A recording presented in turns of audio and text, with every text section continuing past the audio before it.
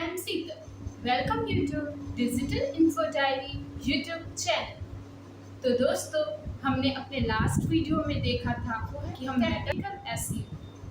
Technical SEO में क्या क्या सर्विसेज आती हैं, किन किन फैक्टर्स को हमें देखना होता है, किन चीज़ों पर काम करनी होती है।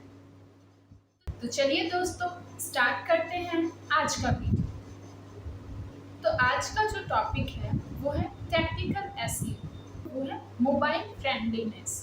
इसमें हमें क्या करना होता है, अपने वेबसाइट या वेब पेज को मोबाइल के अकॉर्डिंग फ्रेंडली बनाना होता है। क्योंकि दोस्तों, हमने आज के टाइम में भी देखा है कि हम जब लैपटॉप हम जल्दी नहीं खोलते या फिर हम अपने पीसी को जल्दी नहीं खोलते हैं, सबसे पहले जो ऑप्शन हमारे सामने आता है वो आता है हमारे मोबाइल फोन से। किसी भी साइट पे हमें जाना होता है, हम सबसे पहले जो ऑप्शन लेते हैं, सबसे इजीएस्ट वे वो होता है मोबाइल का।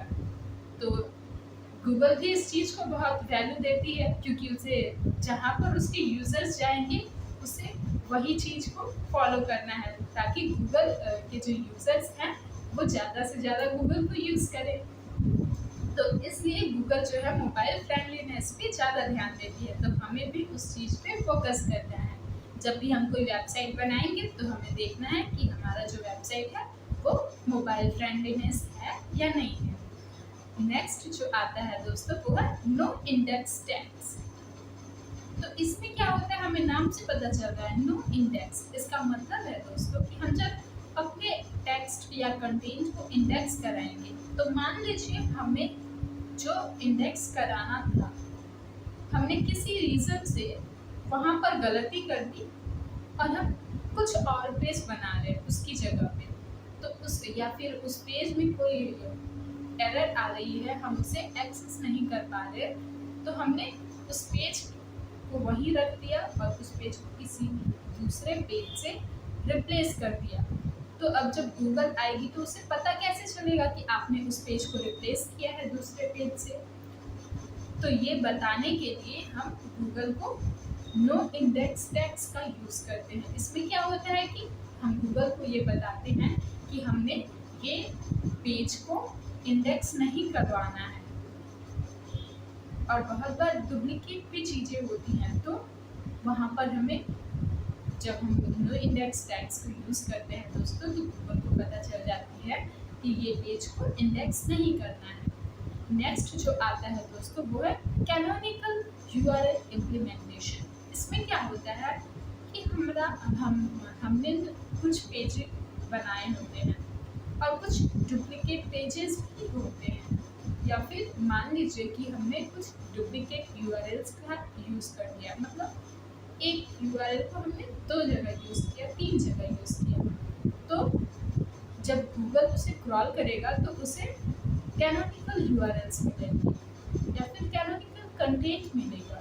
तो उस टाइम पे हम क्या करते हैं, कैनोनिकल यूआरएल जो है वो इम्प्लीमेंट कर देते हैं। तो गूगल को पता चल जाती है कि ये चीज़ें डुप्लीकेट है, इसमें से हमें किस पेज को लेना है इंडेक्सिंग के लिए, क्रॉलिंग के लिए, और किसे नहीं लेना है। तो हम जब कैनोनिकल लगाते हैं जिस पेज पे, वो हो जाता है हमारा डुप्लीकेट पेज।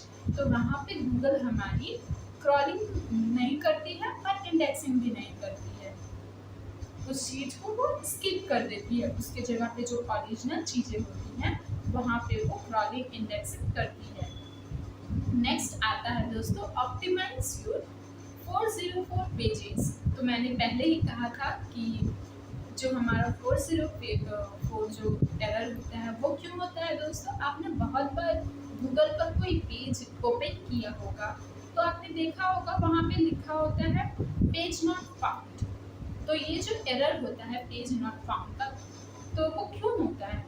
हो सकता है कि किसी रीज़न से जो हमारा सर्वर है उसे एक्सेस नहीं कर पा रहा है, या तो वो इंटरनेट की प्रॉब्लम हो सकती है, या फिर जहाँ पे स्टोरेज हुआ है हमारा वर्ल्ड वाइड वेब, वहाँ से कोई प्रॉब्लम हो सकती है, या फिर बैकएंड में जो जिसने अपलोड किया हुआ है उस इंफॉर्मेशन या वेबसाइट को, उसके बैकएंड डेवलपर के बैकएंड में कोई प्रॉब्लम हो सकती है। तो वहाँ पे जो हमारा एरर होता है वो होता है पेज नॉट फाउंड।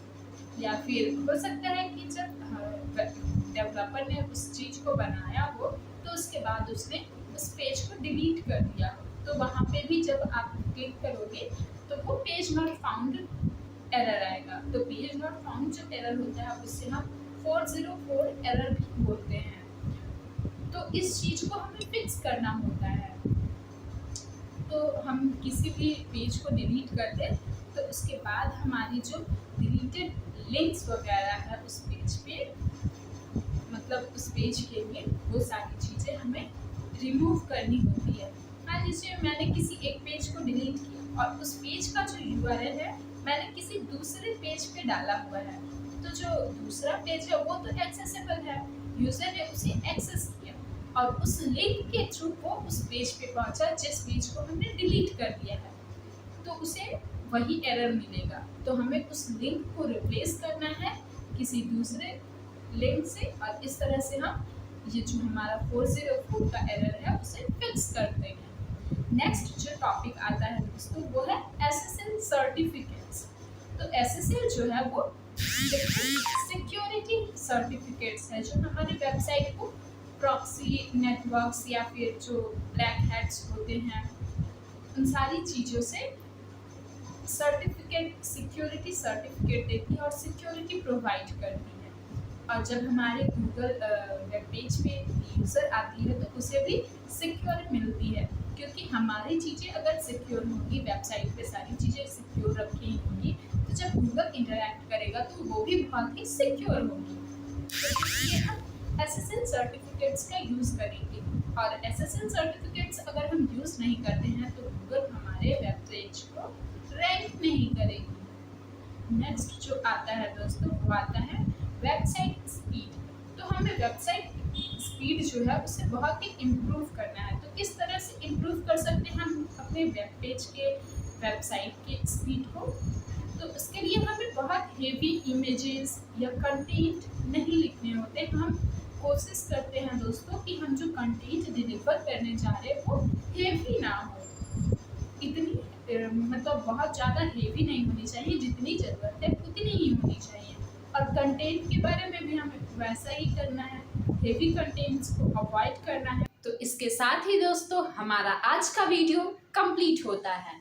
फिर मिलते हैं दोस्तों अगले वीडियो में कुछ नए कंटेंट के साथ।